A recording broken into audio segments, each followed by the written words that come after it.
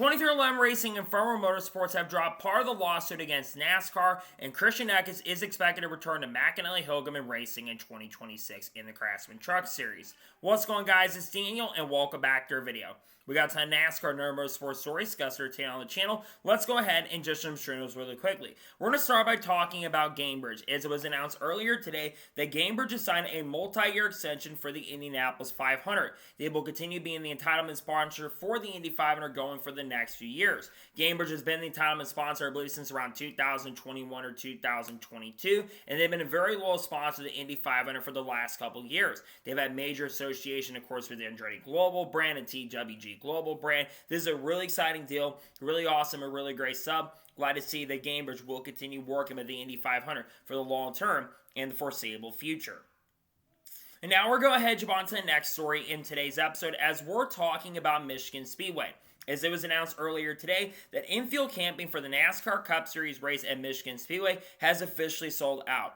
Keep in mind, this race is not until June, so this is a really, really big deal for Michigan. It does also show that more tracks need to go from having 2 dates and going down to 1 day going forward in the future, because sometimes when you downsize the amount of races that are at a single track, sometimes you can get more people that show up. I think this is a really big deal. Michigan's attendance has been going up every single year. They've been having major sellouts in recent years as well. Michigan, and not to mention the racing with the next-gen car, I think it's actually been really, really good at the same time. So some really exciting news. Great stuff to see, and pretty awesome to see that infield camping has sold out for the NASCAR Cup race in Michigan next year. I think that's really awesome and really good to see, in my honest opinion.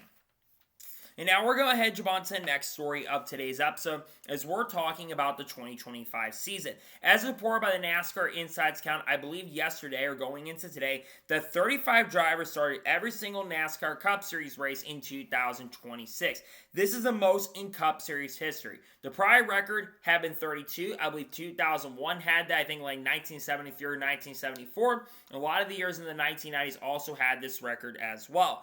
This is kind of crazy, to be honest. There was only one driver who didn't run full-time in the Cup Series here to make every single start. That was Denny Hamlin, who missed the race at Mexico for personal reasons. Outside of that, we would have had 36 drivers running every single race, which I think is a massive accomplishment to have the same 35 drivers on a week-by-week basis. And in fact, we almost had 36 this year. I think it's also a really cool deal at the same time. So really awesome stuff. Good to see those statistics coming out for sure. Love seeing it, and pretty impressive that 35 drivers made starts this year. Didn't miss a single race. I think that's really solid and really awesome to see, in my opinion. And now we're going to head on to the next story of today's episode, as we're talking about NASCAR 25.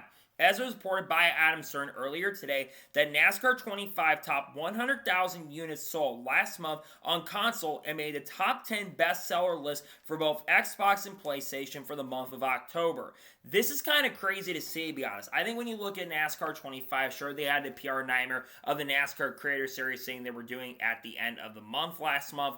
But outside of that, I think for NASCAR games in particular, while this game does have some issues and problems, what a lot of people say, I do think NASCAR 25 in general, for what a lot of people would say, is one of the better games we have seen in recent years. And yeah, there are things that could be fixed on NASCAR 25. There's no denying that. But I think there's been a lot of good things that have come from NASCAR 25 so far up to this point.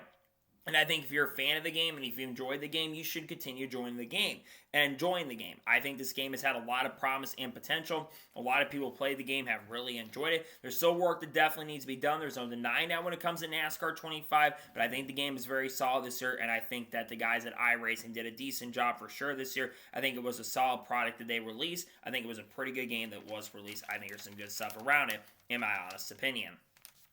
And now we're going to head on to the next story of today's episode, as we're talking about Brad Keselowski. As Brad Keselowski put out a tweet earlier this afternoon showing that he actually reunited with some old cars from Team Penske. He reunited with a couple cars that he won championships with in the lower series. Of course, I think he had his car from 2010 when he won the championship with Team Penske in the Xfinity Series. And then, of course, when he drove in 2012, when he won the Cup Series title with the Blue Deuce 2 car. The last year, the Dodge, of course, in the Cup Series, which are very likely will be back in Cup in the not-so-distant future. But But this is a really big deal. Obviously, people are going to take this photo and say, oh, Brad Keselowski is going to bring RFK back over to Dodge and bring Dodge into the Cup Series of RFK, but everyone knows Kaulig Racing is a likely team to be involved with that. But I think seeing something like this is honestly really exciting and really cool to see. And I absolutely love seeing that Brad got the opportunity to reunite some cars that really gave him the chances and opportunity to have the opportunity to be successful in the sport and be one of the best drivers over the course of the last 20 years in particular. And without question, the first ballot Hall of Famer, in my opinion, is someone who does a lot of great things for the sport. Pretty cool stuff. Really exciting to see, in my opinion. And now we're going to head on to the next story of today's episode as we're talking about AMC. As was reported by Adam Stern earlier this evening, that AMC, it sounds like, will be getting into the world of NASCAR going forward in the future as they currently are developing a new project that will be shown on AMC going forward. And some of the people that have been associated with some of the high-profile shows that are associated with AMC are also going to be involved with this new show as well.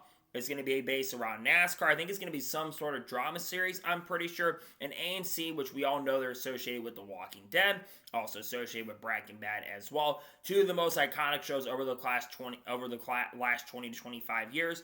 I think that this is a really awesome and really exciting deal to see. And I'm very interested to see what is going to come from this, because I think that there's a lot of positivity that can be used when it comes to a show like this, because this definitely could grow the sport. AMC does have a lot of shows they've done. They've done like spin-offs of The Walking Dead and other cool things as well, and made some movies on top of that as well with some of the big stars that have come from AMC, like The Walking Dead, among other products they've released. So I think it's some really exciting stuff. Love seeing new stuff like this for sure. I think it's some cool stuff, and I think it's awesome that AMC is going to have a new project going forward. I think this is really cool to see, in my honest opinion. And now we're going to head on to the next story of today's episode as we're talking about Kyle Collette. As it was announced earlier today that Kyle Collette will drive the number 4 for AJ Foyt Racing full-time in IndyCar in 2026. This is one of the final rides that does need to be announced and officially confirmed for 2026, and now it's been confirmed. This is not shocking, surprising. If you've been around the IndyCar world, many people have expected that Kyle Collette would be taking over the 4-car full-time in 2026 from Connor Daly, who still has some questions around what he'll be doing for the whoever took over the 4-car last year, taking over for actually Dave Malukas, who of course Dave Malukas is going to Team Penske next year in IndyCar. I think Kyle Collette does have a lot of talent and a lot of potential. There's a lot of people that are very high on this young driver. And I think Kyle is going to be able to learn some stuff from Santino Ferrucci. He'll be able to teach him how to be really good on ovals in particular, which could help Kyle because I believe he was pretty good on ovals last year in Indy NXT as well. I don't expect Kyle Collette, though they will have a Team Penske alliance. I don't expect Kyle going into this year could be a major factor for the championship or anything like that. But I think it will be a solid run for him. I think he's going to show some good stuff in IndyCar this year. It'll be fun to see what he can do in the 2026 year. My prediction, he does maybe potentially get a podium. I think he gets some top 10s before the end of the season. I think he's going to show some good pace and speed. I think he's going to have some really good opportunities to be competitive. I think he's going to have a good chance to win some stuff maybe in the next couple of years. I think he's going to do a really good job for sure, and I think he'll do some good things. Excited to see him behind the wheel of the AJ Foyt Racing car in 2026. Really awesome and really exciting stuff. And now we're going to head on to the next story of today's episode as we're talking about Rodney Childers. As earlier today, Rodney Childers was actually taking some photos as, of course, he has now begun working at Junior Motorsports. He took some photos and actually showed off some of the interesting things around the Junior Motorsports campus, and he actually took a photo of Roger Kroof. He is going to drive in the majority races for Junior Motorsports in the 2026 NASCAR Rally Auto Parts Series season.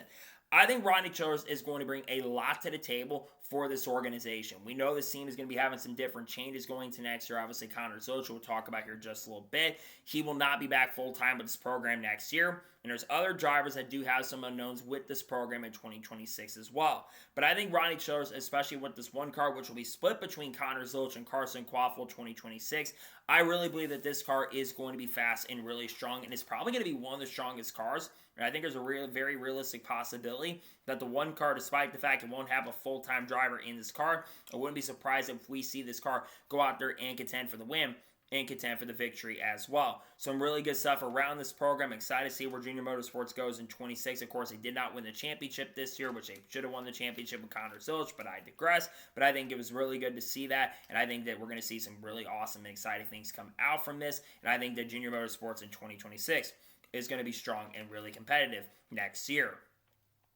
And now we're going ahead, jump on to the next story of today's episode as we're talking about betting odds. Now, there was a motorsports.com report that came out showing the betting odds from BetMGM. And BetMGM is already making projections for the 2026 season in regards to who has a likely chance to win the championship. Notable names, of course, Kyle Larson is number one. I believe Denny Hamlin's number two. Ryan Blaney's in the top five. You have guys like Chase Elliott and Chase Briscoe up there. Christopher Bell's up there. But if you go to the 6th or 8th best odds for 2026, you have Connor Zilisch, who has the same odds as Chase Briscoe and better odds than Joey Logano. Now, don't get me wrong. I think the hype for Connor Zilisch is absolutely justified. And I think Connor Zilisch is a future NASCAR Cup Series champion. But can we just back off a little bit with the hype slightly on Connor Zilisch? I think we're overhyping how great Connor Zilisch is going to be. I think that Connor next year is going to have some struggles in the Cup Series. A transition from the NASCAR O'Reilly Auto Parts Series to the Cup Series. There are going to be some major transitions. They're going to have more competitive drivers in the field. He's not going to be able to be extremely dominant on the road courses next year. So I think people do need to pump the brakes slightly on Connor being a championship contender.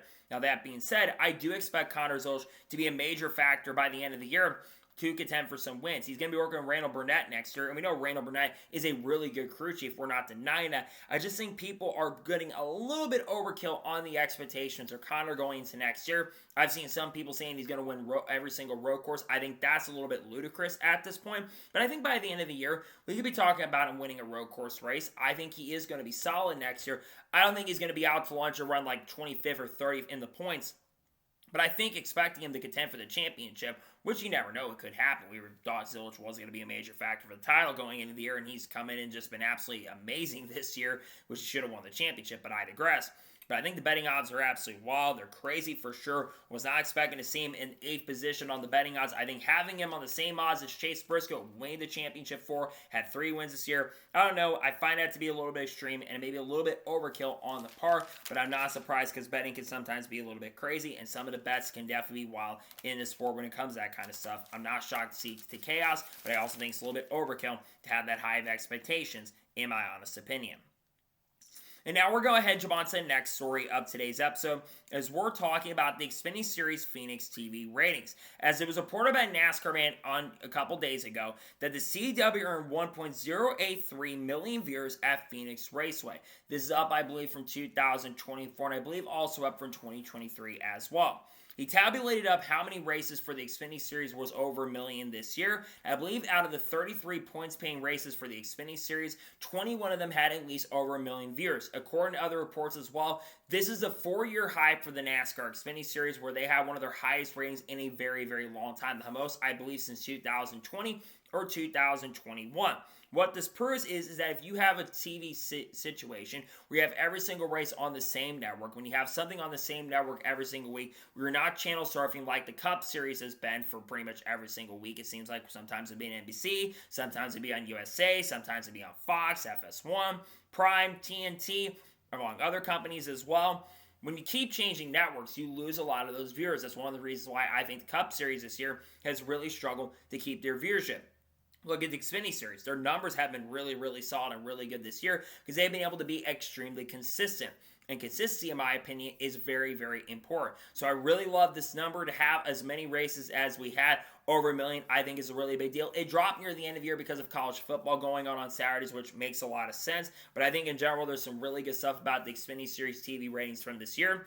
I think there's some positivity. I think there's some awesome stuff. I think the fact that we had 21 races this year over a million is incredible. Really good to see and pretty awesome that over a million people tuned into the events this year and average over a million. I think is a great year for Xfinity, and I think everyone really enjoyed it because I think the racing this year also on top of it was really, really good in my opinion.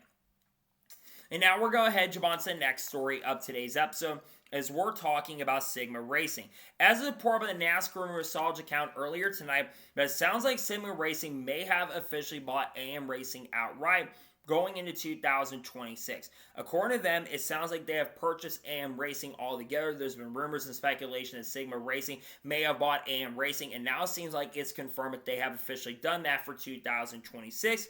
Announcement is not that far away according to what they're saying. It sounds like Sigma Racing will go from Chevrolets, which they've been a Chevrolet associate team for the last couple years in ARCA. It sounds like they'll be going to Fords in 2026. And instead of having one driver behind the wheel like we've seen with the last couple years of AM Racing, where we had Haley Deegan at the beginning of the year 24, you had of course had Harrison Burton this year, and then 2 years ago you had Brett Moffitt drive the car. It sounds like multiple drivers in the Ford camp are going to get behind the wheel.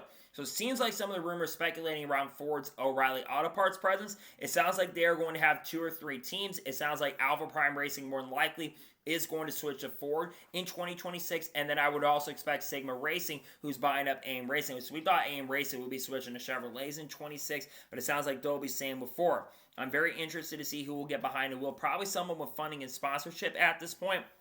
Maybe we'll see people like Blaine Riggs, perhaps. Maybe some guys from Cup like a Joey Logano, Austin Cinder come down and race. Maybe we see Brian Zalski return and make a few starts. I don't know at this point, but I think it's certainly very interesting for sure. I'm very interested to see who gets behind the wheel of the Sigma Racing equipment in 26. Who races for the program, we'll probably find out in the not-so-distant future, but I think it's really cool to see for sure and exciting that Sigma sounds like they'll be buying them out. We're waiting for the official confirmation to come. I would expect that to come in the not-so-distant future on who will be basically in those cars for the 2026 year in season. And now we're going ahead and jump on to the next story of today's episode as we're talking about Jimmie Johnson. Now, we did a video covering the story on the channel yesterday or a couple days ago when you're watching this video. But it was announced on Wednesday that Jimmie Johnson will drive the number 84 for Legacy Motor Club at Naval Base Coronado in San Diego. Jimmie Johnson, ever since it was announced that NASCAR will be going to Naval Base Coronado for 2026, Jimmie Johnson has said it's been his intention to go out and run this event.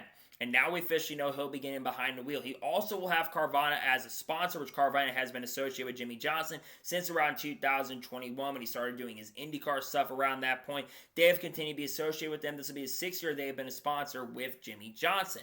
Jimmie Johnson, of course, this is one race he's had on his bucket list for a very, very long time. He's always wanted to race and bring NASCAR down to San Diego in some way, shape, or form because El Cajon, California is not that far away from San Diego. And I got to say, this is a really huge deal for Jimmie Johnson. Jimmie Johnson, 2025, did pick up a top 5 finish in the Daytona 500, where he finished 3rd. And did have a decent run going in the Coke 600, but unfortunately crashed out early in the event. And I feel like Jimmie Johnson over last year or so has definitely improved in the next-gen car. Now, Jimmie Johnson also stated as late as well that he may be running more than just a Cup Series race at San Diego. His intentions is to try to run not only the Cup race, but run the O'Reilly Auto Parts race and run the Craftsman Truck race as well. Jimmie Johnson even indicated that in a post that he put out not too long ago that he might be looking to run the Truck Series race. One of my theories is that he might end up driving for Tricon Garage. That's the most likely team I think he ended up driving for if he did make a start in trucks. But Jimmie Johnson also said he's probably going to run more on the Cup side of things than just the San Diego race. So what other races could Jimmie Johnson run? I think about a couple other events he may run. He could run the Daytona 500. He's tried to qualify for the Daytona 500 or has made the Daytona 500 over the course of the last couple of years. And like I mentioned, he finished in the top 5 in this year's Daytona 500. I could see him running the Coke 600 again, maybe run the Brickyard 400. I think there's a few other events we're going to see Jimmie Johnson behind the wheel. And I think another reason why Jimmie's getting behind the wheel is to get that 84 team prepared for 27, because I expect Legacy Motor Club to have 3 cars in 2027. So I think there's some really exciting stuff around Jimmie Johnson entering this event. I expect Jimmie to be a factor and strong contender next season. I think he'll have a chance and opportunity, maybe not a major contender for the win on the road course, but I think Jimmie will show some good stuff, hopefully. I think Legacy will continue to improve. I think the program is going to get stronger and better. Excited to see where things go for Jimmie Johnson for 2026, but excited to see what races he runs as Jimmie gets to the second half of it, basically near the end of his career at this point. I do expect Jimmie to show some decent stuff. We'll see what Jimmie Johnson can do in the 2026 season, and good to see he'll be racing in San Diego next year. And now we're going to jump on to the next story of today's episode as we're talking about Tyler Ankrum. As it was officially confirmed earlier this morning that Tyler Ankrum will be returning to the NASCAR Craftsman Truck Series once again in the 2026 season. He will return to McAnally-Hilgemann Racing in 2026 and continue driving number 18 truck once again. It was also confirmed as well that Lee Uena will sponsor him in 23 of the 25 races once again in 2026. We kind of talked about his story on the channel during Championship Week, during Friday when it was confirmed, and basically it was confirmed at that point that he would be returning to McAnally-Hilgemann Racing in 2026. The formal announcement had just not been made at that point. But this move does not surprise me. Ever since Tyler Ankrum came over to McAnally-Hilgemann Racing a couple years ago, I think he's really rejuvenated his career. In 2024, well, he did not end up winning a single race. He did make the playoffs. I think he almost made the round of 8 a couple years ago and did have a chance at opportunity to win a few races. That Vegas race that Raja won, he was one of the strongest trucks in that event. And then in 2025, he finally ended a winless streak going back to 2019 at Kentucky when he won at Rockingham Speedway earlier this year and made the championship 4 and had a decent chance to win the title. So what are the expectations for Ankrum going into next year? I do expect Tyler Ankrum to be a factor to potentially contend for some wins next year. I think top 5s and top 10s are very possible for this program. I think McAnally-Hilgemann, which we're going to talk about the organization just a little bit, there's some big things that are happening with that program going into next year. Some good, maybe not so good with the program, but I do expect Ankrum to be pretty competitive next year. I think he's going to have some top 5s and top 10s. And again, I wouldn't be surprised if he gets more than a win or two next year. So I think he could have back-to-back seasons of going to victory lane. I think he's that talented, and I think he's that qualified and capable enough to do some good stuff next year. So we'll see what happens with him going into 2026, but I think this is a great decision to bring him back into the program. Like I said, I do expect Ankrum to be pretty good next year. I think it's going to be a good pace and speed from Ankrum. I think he'll show some good stuff. I think he'll be a major factor for some victories. Good to see Ankrum back with McAnally-Hilgemann Racing in the 2026 year and season. And now we're going to head on to the next story of today's episode as we're talking about Phoenix TV ratings. As reported by Adam Stern on Wednesday morning, the NBC got a 1.44 rating and 2.774 million viewers for Sunday's NASCAR Championship race. That is down from a 1.6 rating and 2.9 million viewers. According to them, also reported that 2025, when it comes to viewership across the board for every single race this year, they were down 14% year over year from 2025 to 2024. Let's begin by talking about the championship race. This isn't shocking or surprising. Pretty much every single year outside of like 2015 where he had a major jump up, and 2021 where he had a pretty big jump up during that time, every single year the ratings have gone down for the championship event. And I think we all know why the championship race has continued to go down. But it's not just a championship race itself. It's just NASCAR across the board. This is one of the statistically worst seasons for ratings we have seen in NASCAR history. When you look at the Fox side of things, Fox was up. And they had races early in the year where they were up. COTA was up from the prior year. Atlanta was up from the prior year. I believe the Daytona 500 actually was up from the prior year. We saw ratings be up for some of the races early, but once we started going to cable, that's when I think we started seeing the decrease in ratings, and the racing product not being good was another big factor for it not being good as well. But I think it's disappointing that we continue to see every single year the championship race continue to drop. And I think you got to look at the one race gimmick. Because if it's just every single year, the ratings are going down. And while some races are going up and your playoff races are going down every year, that should be a pretty big indication that you've got a pretty big problem on your hands. And I do think that this championship format is without question playing a role in the ratings being down. But look at Xfinity numbers, for example. And I think that thing I talked about a little bit ago, you look at the consistency. Having every single race on the same network, that really, really helps give consistency and people tuning in. When you don't have a consistent network and you keep changing networks every single week, I think that's a big problem. It's one thing people suggested when they did the Jeff Gluck thing, where Jeff Gluck got like 1,800 replies or something like that. They said that consistent media and having consistent TV makes sense, and I think more races on broadcast is going to help some things, but I think there's other things that need to be fixed in just that. But I think it's a start, in my opinion. It's disappointing to see the ratings down, but again, not shocking and surprising. We kind of expected it at this point that they were probably going to be down for this year. Disappointed to see that they're down, but again, not the most shocked and not the most surprised about the ratings not being that up. Not crazy, in my opinion. And now we're going to head on to the next story of today's episode as we're talking about Viking Motorsports. Now, many of you have probably seen this post that released a couple days ago, but on Wednesday, Viking Motorsports confirmed that they will have announcements sometime later today, and once that announcement does come out, we'll talk about it on the channel. What is understood is that Viking Motorsports will be announcing at least one or potentially a couple drivers for the 2025 season or 26 season. There has been a lot of rumors and speculations that for 2026, Viking may have not just one car next year, but they may have two cars for the 2026 season. Well, let's digest this video a little bit. The person coming in this truck was in a Chevy Tacoma or Tahoe, I'm pretty sure, that came out. And if you take a look at the shoes, because everyone takes a look at the shoes when we have these big announcements happening, a lot of people people think they know who it's going to be. So when this initially came out, I thought this was going to be Connor Mosack. Connor Mosack ran the final 3 races with this organization after Matt Benedetto was released at the end of the year, after maybe they could say lack of performance, which I think the performance wasn't really a big issue for the program, but I digress. And Mosack, meanwhile, struggled in the 99 car the last 3 events. He actually affected the outcome of the Truck Series race a little bit, though Corey Haim still won the championship. But Connor does bring sponsorship and funding to the table. But then you look a little deeper, and many people think it's actually going to be Parker Retzlaff. We all know that Parker Retzlaff will not be returning to Alpha Prime Racing in 2026. And I think Parker is definitely an upgrade over Connor Mosack. Now, is Parker Retzlaff a major upgrade over Matt Benedetto? Probably not at this point. But if him going over to the 99 car next year means that this team is going to get more of a support and alliance from ECR and RCR, then I think this team actually could be really, really good. But I absolutely want to see I'd like to see Parker get a better opportunity than Viking Motorsports at this point. I know there was some talk about Spire opening up an O'Reilly Auto Parts program next year. I feel like that this would be a better fit for him, because there were rumors last year about him going to the truck program for this year. So I absolutely would have loved to see Parker get a top-level opportunity.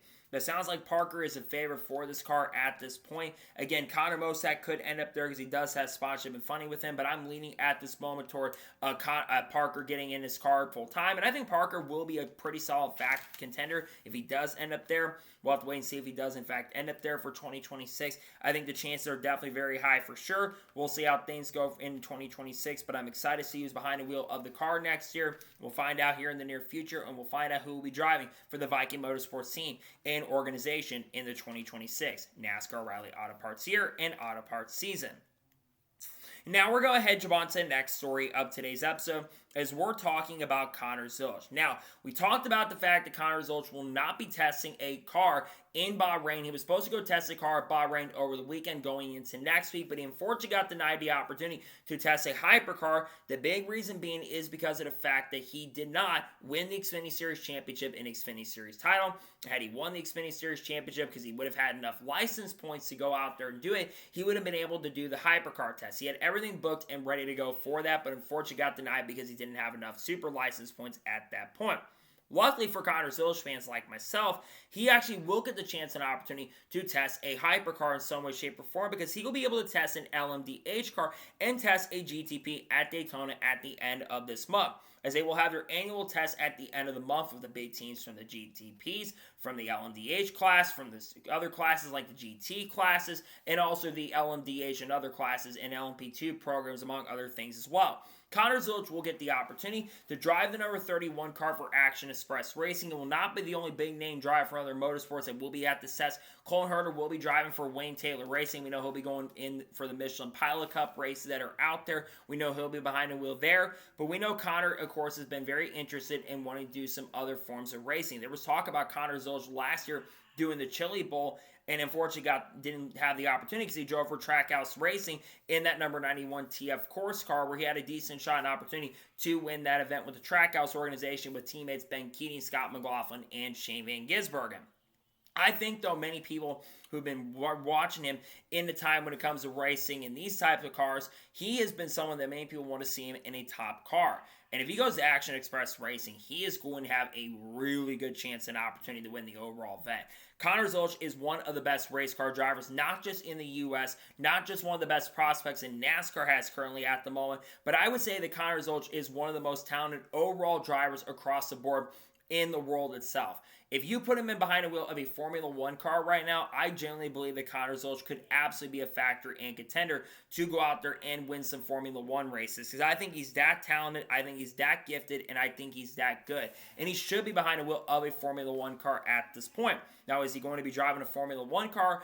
Probably not for the not-so-distant future right now, but I absolutely do believe that Connor Zilisch is that good, where I think he'd go to like a Red Bull and be extremely fast and really, really competitive. So I hope that happens in the near future for Connor, because I love to see him do some Formula One stuff. He's got the Red Bull connection, Red Bull Association, and they're going to do what they can to promote the hell out of Connor going in the future, because they've been doing that with Connor at this point, and I think they're going to continue doing that, where they're going to continue to promote Connor. I think he's going to be fun to watch in his test. I think he's going to be very fast and competitive for sure. I think we'll have a solid shot and opportunity to do some really good things with Action Express Racing in the Rolex next year, as I do expect him to run the Rolex 24 in 2026. It may not be the only driver from the NASCAR side outside of AJ Allmendinger. These may not be the only two NASCAR drivers running the Rolex 24 next year.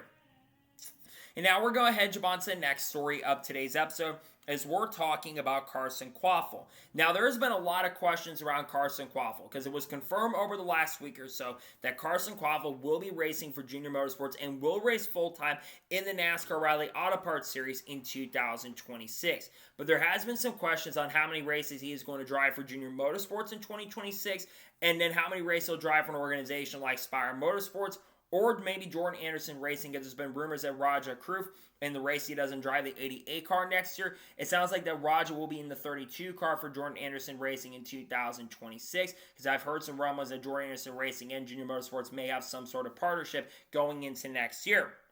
Well, Dale Jr. did confirm on a segment that he did, I think, either Ask Dale Jr. or basically when he was doing the wrap-up podcast with Freddie Kraft and I think TJ Majors earlier this week, he pretty much confirmed that Carson will be in a Junior Motorsports car for every single race in the 2026 season. He's expected to run the one car in majority of the 33 races next year. When Connor is not running in that car, Carson will be behind the wheel. We don't know exactly the schedule for Connor Zilch going into next year, how many races he's going to run, because Connor can run as many O'Reilly Auto Parts races as he wants to. But Carson is expected to run at least 2/3 of the schedule in the number 1 car. Then he'll probably get behind the wheel of the number 9 car when Ross Chastain and Shane Van Gisbergen are racing, and then Connor is racing, as we know that SVG and Ross are going to drive in select O'Reilly Auto Parts races next year. We know Ross has the limits on him. Shane does not have the limits on him, but Ross does have the limits next year. He can only run a certain amount of races in 2026. And then, of course, you do have the number 88 car, which Raj is going to be driving in that car for the majority of races next year. Sounds like around 20 to 22 races. And then Cup Series drivers from Hendrick are expected to go over to this car. Kyle Larson, Chase Elliott, William Byron, Alex Bowman, because of the fact that we're going to see Corey Day full-time with Hendrick Motorsports in 26. It may not be the only other full-time rookie. Brent Cruz is also expected to run this series in 2026 on a full-time basis with Joe Gibbs Racing. But back to the point. I'm really happy to see this because one of the reasons that they couldn't get him full-time initially because of sponsorship and funding issues with the program. And I think the best thing that could happen here is trying to get the funding and sponsorship up in play so they don't have to worry about this, because I generally think that Carson Quaffle is extremely gifted, extremely talented, and I think he's going to be really good next year in the O'Reilly Auto Parts Series. He was really good this year, not as good as Connor Zilch was, or at times maybe Taylor Gray, because Taylor Gray, in my opinion, was really good with Joe Gibbs Racing. But I think Carson was one of the stronger guys, had a really solid year in the Xfinity Series this year, and I think he is going to be very solid and really strong in 26. And I do think he actually will go to victory and pick up wins next year too. So we'll see where things go next season for him. I think it's a good move, in my opinion, to put him in the car full time, go into multiple different rides, the 88, the 1, the 9, because we know Sammy Smith and Justin Allgaier are going to be back. I like this move, and I do think Carson Quaffle will be able to pick up at least 1 or maybe even 2 wins next year and have a shot at the championship, because he did have a chance to win it. Plus, it was pretty good homestead, I believe, earlier this year, so depending on what the format is, because he did confirm, we'll talk about that here in shortly, but of course we'll have a different format most likely, and some big changes are coming for the lower series next year, which I think should be exciting for the fans getting involved. We'll talk about that here soon, but I think there's some changes coming to the lower series at this point as well. And now we're going to head on to the next story of today's episode as we're talking about Kaulig Racing. Now, there's a lot of stuff going on in regards to Kaulig Racing that many of you have probably been noticing over the course of the last couple days. Chris Rice was on Sirius and NASCAR Radio over the last few days and kind of spoke about what has been going on with Kaulig Racing over the course of the last couple weeks and what the plans are for Kaulig Racing going forward into the future. Now, he did confirm on Sirius and NASCAR Radio, shout out to Kaulig Nation for also putting some of the transcript out as well on that front, but Kaulig Racing no longer has an alliance with Richard Childress Racing. There were some rumblings out there that they could still have an alliance with RCR going into 2026, because obviously they will be working with Ram very, very closely in the 2026 year. But Chris Rice did officially confirm that alliance they've had since around 2016 or 2017 when they joined the Xfinity Series. That RCR alliance is officially done, and they will no longer have the alliance. And it sounds like from a report that came out earlier today, they're going to be having basically ghost Chevrolets, and they won't be getting any factory support from Chevrolet in 2026. What I do expect from this program is they are going to struggle and not be fast any way, shape, or form. I think it's going to be rough here for Kaulig fans on the Cup side when it comes to performance. He also did say that they have sold at least 20 cars effectively, and it sounds like there is a buyer who's bought quite a few of those cars. One of the teams is rumored that might have bought it is Viking Motorsports, who could be expanding the 2 cars next year. Another team that's been rumored and speculated is that Big Machine Racing may also be looking to expand in 26. There was a rumor earlier this year that potentially Josh Williams could end up at Big Machine Racing, and Josh Williams, of course, has not finalized his racing plans for 2026 at this point. But I think that it's very likely that we could see Josh Williams behind the wheel of one of those cars next year from Big Machine. Another big thing, speaking around Ty Dillon, we all initially thought that Ty Dillon had signed a long-term extension with Kaulig Racing to continue being with the program. But with it now being confirmed that Kaulig Racing will no longer have association with Rich Schultz Racing and Ram and all that coming very soon and potentially to Cup, Ty Dillon is not expected to be back full-time in this car. There's rumors of Christian Eckes, who we'll talk about in a little bit, who is expected to go full-time with McAnally-Hilgemann Racing in the Truck Series next year. It sounds like he might be making some starts in the 10. And Justin Haley, who will be, of course, full-time at Kaulig Racing and Trucks this year, he's expected to basically go and maybe make some Cup starts in December 10 in 26. I thought maybe we see a part-time stint, but it sounds like he may be getting an opportunity to be at least run there. And Ty is expected to make a few starts, but not run full-time, according to reports, in 2026. Finally, there's a lot of announcements scheduled around the Kaulig Racing team for next year. And some of those may be coming at some point today. In fact, if you were on social media earlier this evening, Kaulig Racing was actually teasing some potential really big announcements that are going to be happening with the program very soon. It sounds like they're going to be announcing their Rams show. They've been doing this gong show thing we talked about. People like Landon Huffman are associated. And apparently some veterans may be coming out of retirement. People have been suggesting like Greg Biffle and Casey Kane. And even Jeremy Mayfield, I think, got mentioned at one point. Or Casey Mears are mentioned as potential candidates for this. I'm not sure who will be in this program, but they're going to have an all-star truck next year. Cletus' name has been mentioned once again, and there's going to be whoever wins the gong show thing will end up likely going and getting the truck, and we'll probably find out here soon. But nonetheless, some very interesting stuff around Kaulig. I think there's some exciting stuff around the Kaulig team and program. Excited to see where things go, and whatever announcements get confirmed, we'll talk about on the channel once things do get officially announced and confirmed in the not-so-distant future. And now we're going to head on to the next story of today's episode as we're talking about championship formats once again. So one of the biggest topics that's been going around over the course of the last couple months and really throughout this year so far is what the championship format is going to be for the 2026 NASCAR season. Well, it sounds like that the championship format will not just be changing for the Cup Series going into next year, but it sounds like for the O'Reilly Auto Parts and the Craftsman Truck Series also for 2026, it sounds like there's going to be changes coming across the board all around. Now, I think a lot of people really would love to see a full season format coming in 2026, and that's what I'd like to see going in the next year as well. Well, according to what Dale Jr. has said, it sounds like there are things once again changing on the format for 2026. He did confirm, and shout out to Big M Mike Goodwood, I believe that's who posted some of the stuff that was talked about. He basically said it sounds like the lower series will also be having changes to the format also for 2026. But one thing that Dale Jr. confirmed on the Dale Jr. download as well, he says the 3-3-4 format that's been kind of going around in the last couple months, it sounds like that is not likely at this point, and we're probably not going to a 3-3-4 format in 2026. Honestly, of all the formats that have been suggested, I think the 3-3-4 format is the worst one that NASCAR could have done because you're still having a big playoff talk in some way, shape, or form. It's just a big Band-Aid at that point. So I'm glad to see that it sounds like the 3-3-4 is likely not going to happen. It sounds like it's coming down to two types of formats for 2026. One of those is a 10-race chase. And Jordan Bianchi indicated that on, I believe, the most recent podcast he did with Jeff Gluck that they do every single week, the Teardown. He basically said it sounds like they're kind of leading toward the chase for 2026. The other format is a full season format. Now, if you watch this channel for quite some time, you kind of know where I lean on when it comes to these playoff and championship formats.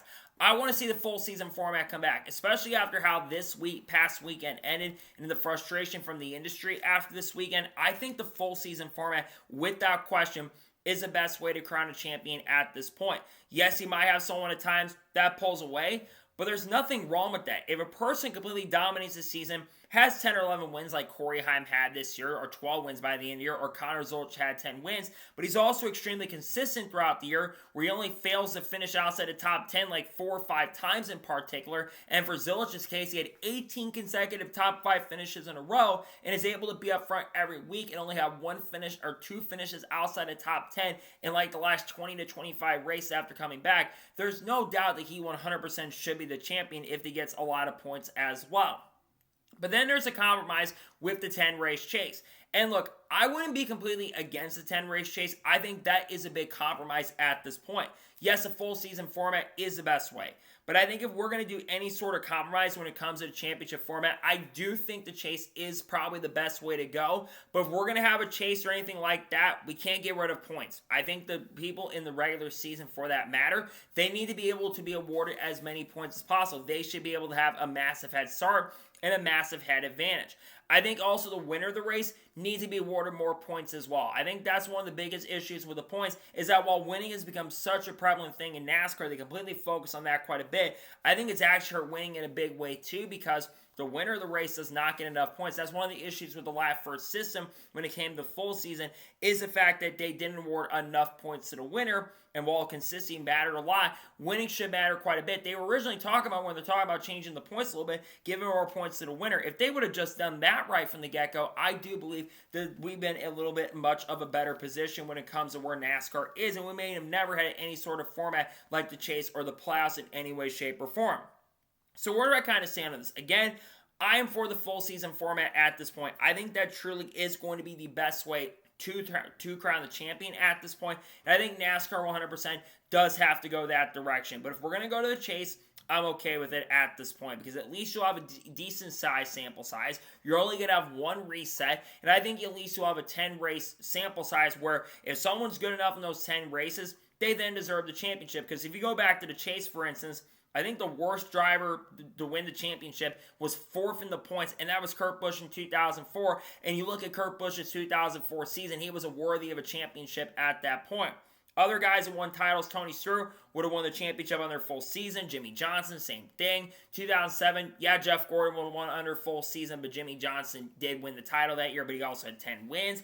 And also, one of the things that hurt Chase back then is basically there wasn't a diversification of the championship and the races on there. Now you have more diversification of the championship races that are run, and I think that having the races change every year and go different every year, I think is really going to help this argument as well. So if we're going to do any sort of championship, I think the full season is the best way to go. But if we do go to chase in any way, shape, or form, I'm not going to be totally against it at this point. So we'll see what happens in regards to that for 2026. I do think it's very possible that we could go to the chase. I think the full season is still up there. The fact that there's still potential possibly of a full season is the best way to go about it. I think a lot of fans will be really happy, but I think there'll be some fans that might be upset if you go to a chase, but I think some fans will be happy. It'll be interesting to see what the championship format is for 2026. The best way to crown a champion's full season. I hope that's the direction to go for 2026, in my honest opinion. And now we're going to jump on to the first of two major stories in today's episode, as we're talking about Christian Eckes. Now, we already talked about the fact that Tyler Ankrum will return to McAnally-Hilgemann Racing in 2026. A lot of people wondering, though, what does this mean for someone like Christian Eckes, who has been actually linked and actively linked over to the McAnally-Hilgemann Racing team for the 2026 year? Well, it's been indicated by not just Bob Pockrass at this point, but also by Breakart 2. It sounds very likely that Christian Eckes will be headed back to McAnally-Hilgemann Racing for the 2026 NASCAR Craftsman Truck Series season. Now, his number has not been officially confirmed for next year at this point, but many indicate he might be taken back over the number 19 truck for Daniel Hemrick, who is still more than likely also expected, though it's not confirmed. It sounds like he has a very good chance of also returning to McAnally-Hilgemann Racing in 2026.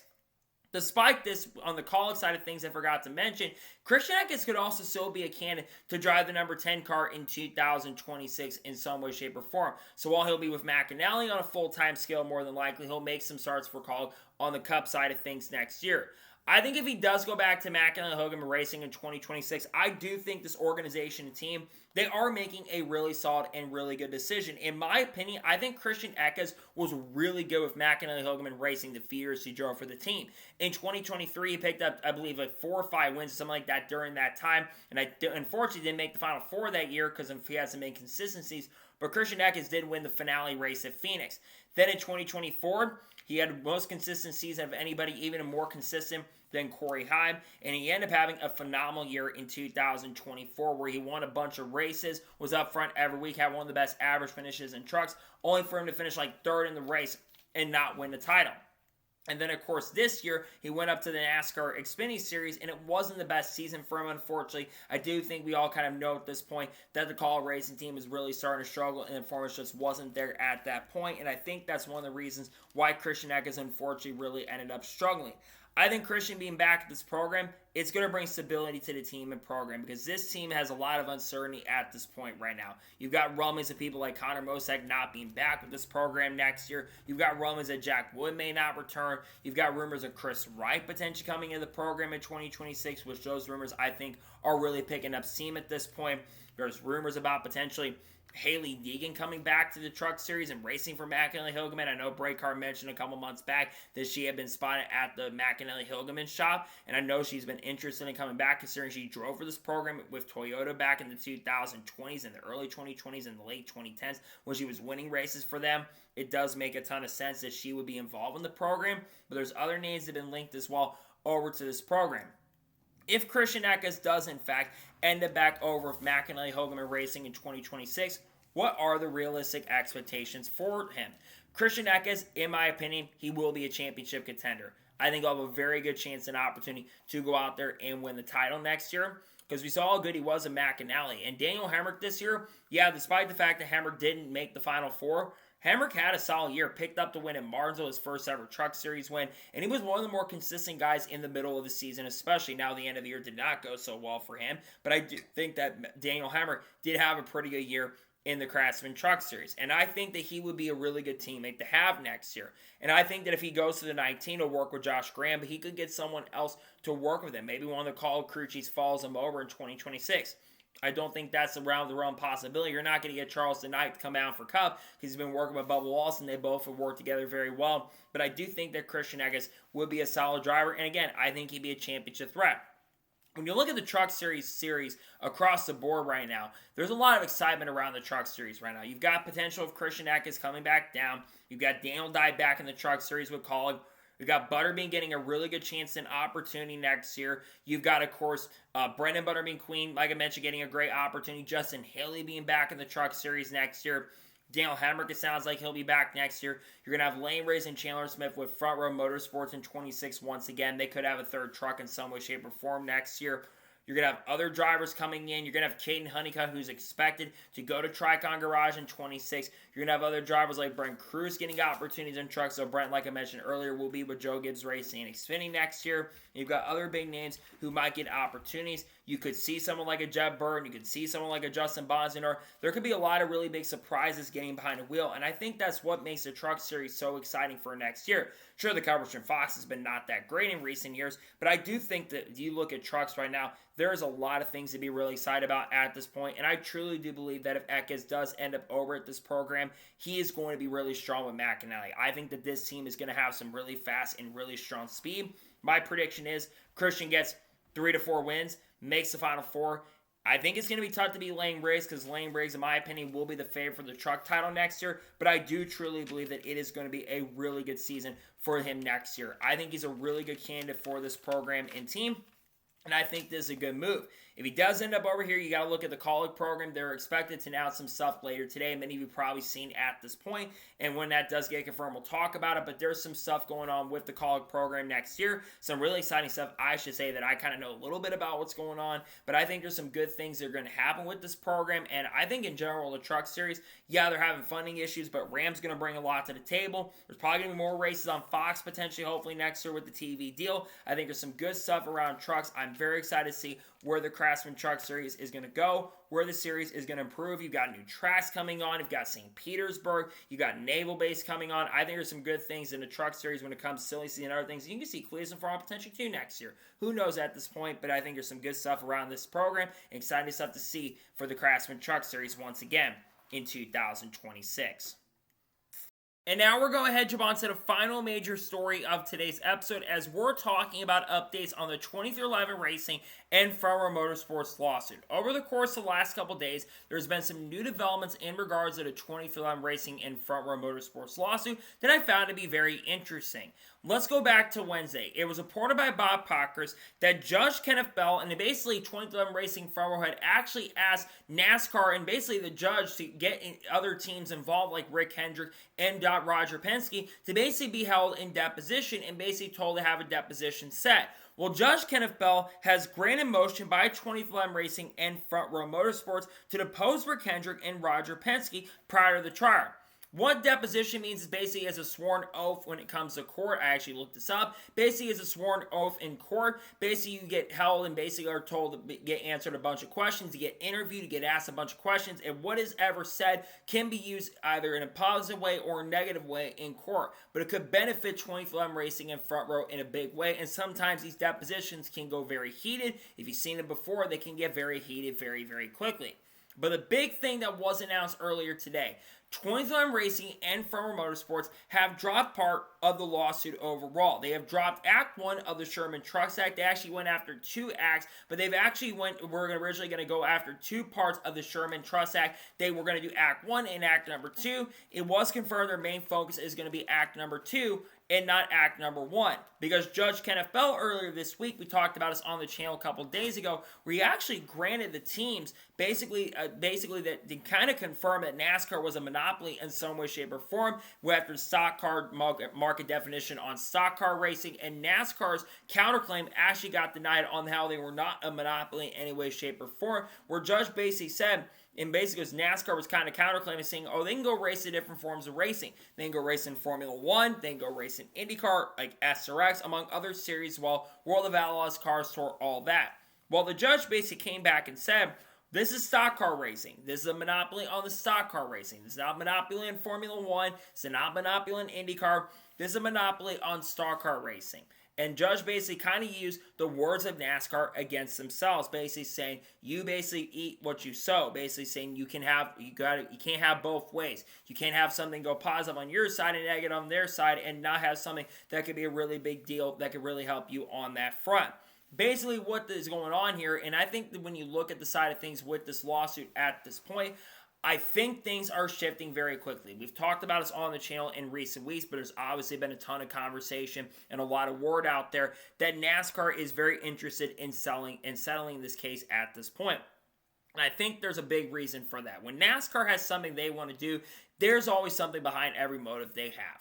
And they want to get this case settled. Because number one, it is not a good PR look that NASCAR is currently in a lawsuit at this point with 2311 Racing and Front Row Motorsports.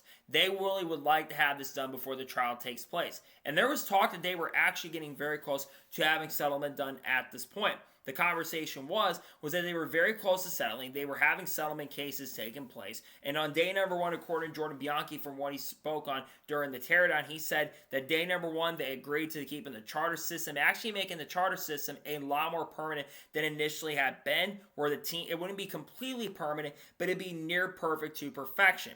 And then the other thing was that basically they agreed to other aspects like letting 2311 Front Row and the teams involved in this basically get what they want on the negotiating table side of things. The reason, according to what was put out there by Jordan Bianchi, why they did not settle was when it came to legal fees and who had to pay all the legal fees in general. Was 2311 Racing Front Row going to be forced, because they're the ones who initiated the lawsuit, were they going to be ones that were forced to basically pay for all the legal fees? Or was NASCAR themselves, despite the fact they're not the ones that started the lawsuit, were they going to be the ones that were going to have to pay the legal fees? Or was it going to be 50-50? I think 2311 Front Row, they wanted to basically pay less than NASCAR did, and I think that's where it budged there. The other one was getting reimbursed the money they lost from losing their charters, which I'll say this on that front. I think that they could have just ate that at that point. I kind of, be honest, I don't really understand why they're trying to get reimbursed. You didn't sign the charter agreement, but I guess if you want to get things right, you get things right on that front.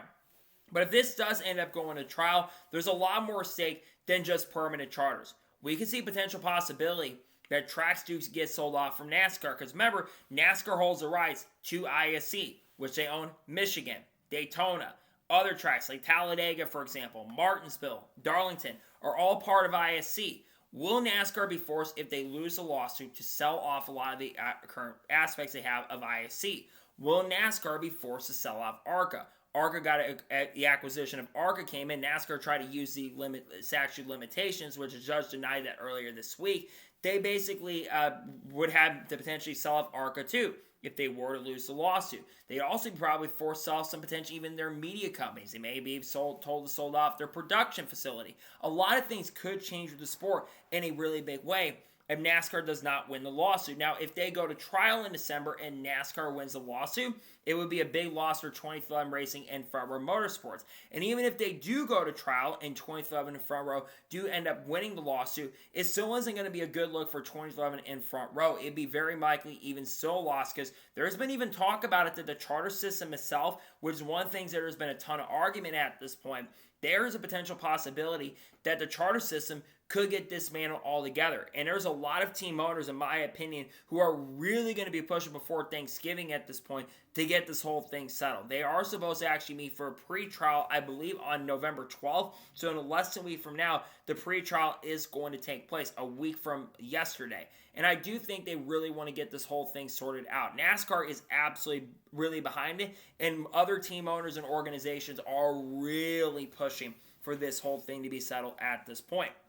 But going back to the Sherman Act and the changes of the lawsuit, now we are going to figure out how much power NASCAR has. If NASCAR has too much power in there, again, they might be forced to sell certain aspects. But the fact that the judge potentially even agrees with that, it could be a really big win in this case for 2011 in Front Row. And I find that to be very interesting. But the fact they've dropped part of it because the judge granted certain things, I think that is certainly interesting for sure. And it'll be very fun to watch how this lawsuit plays out as time progresses and goes on. But I think other things are going to be happening, and I think more will come out, and I think more information comes out. But I'd rather have a settlement happen, because I think that's the best thing that can happen for the sport. We'll see if a settlement does in fact end up happening. I hope it does happen, and hopefully it does happen here in the not so distant future. But if we continue seeing more lawsuit stuff, we'll discuss it on the channel, and there's probably more coming out in the coming days and weeks.